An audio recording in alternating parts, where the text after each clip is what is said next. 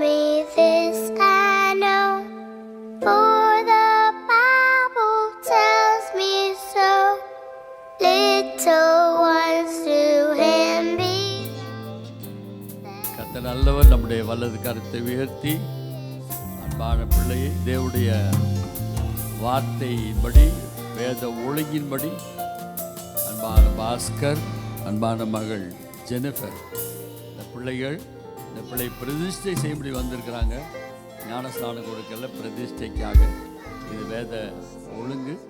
தேவனுடைய ஊழியத்தை செய்கிற பிள்ளைகள், கர்த்தருக்காக சேவை செய்கிற பிள்ளைகள். இந்த பிள்ளை எழும்பி வளரும் பொழுது இந்த பிள்ளைகள் செய்த சேவையை பார்க்கலாம் பல 1000 மடங்கு சேவை கர்த்தருக்கு செய்கிற ஒரு உன்னதமான பாத்திரமாய், தேவனுடைய தீர்க்கதரிசியாய், தேவனுக்கென்று மகிமையாய் பிரகாசிக்கிற பாத்திரமாய், ஒரு அக்கினி ஜுவாலையாய் கர்த்தர் மாற்றும்படி ஒரே நிமிடம் நாம் கரங்களை உயர்த்தி ஜெபிப்போம். பரிசுத்த பிதாவே, அன்பான பாஸ்கருக்காக, அன்பு மகள் ஜெனிஃபருக்காக ஜெபிக்கிறோம். தேவனுடைய அநாதி கிருபையினாலே பிள்ளைகள் கர்த்தருக்காக இரவும் பகலுமாய் சேவை செய்ததை கர்த்தர் நினைவு கூர்ந்து கிருபையாய் பிள்ளையை கொடுத்து பிள்ளைகளை ஆசீர்வதித்திருக்கிறீங்க. அன்பான பிள்ளைக்காய் நாங்கள் ஜெபிக்கிறோம்ப்பா.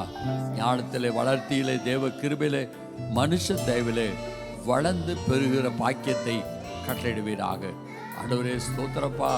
பிள்ளைகள் ஆண்டவரே எல்லா விதத்திலும் நிறைவுள்ளவளாய் பிள்ளையை வளர்த்த ஒரு காரியத்தில் குறைப்பட்டு போகவே கூடாது.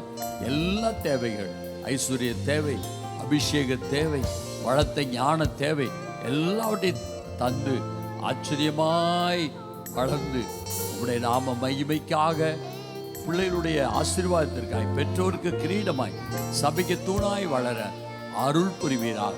பிதா, குமாரன், பரிசுத்த ஆவின் நாமத்தாலே அன்பான பிள்ளைக்கு செயல் எஸ்டேலிச்சா என்ற பெயரை வைத்து நாங்கள் பிரதிஷ்டை செய்கிறோம். கர்த்தர் ஆசீர்வதிப்பீராக, ஆசீர்வாதமாய் மாற்றுவீராக. இயேசு நாமத்தில் ஜெபிக்கிறோம். அன்புள்ள பிதாவே, எல்லா கரங்களை தட்டி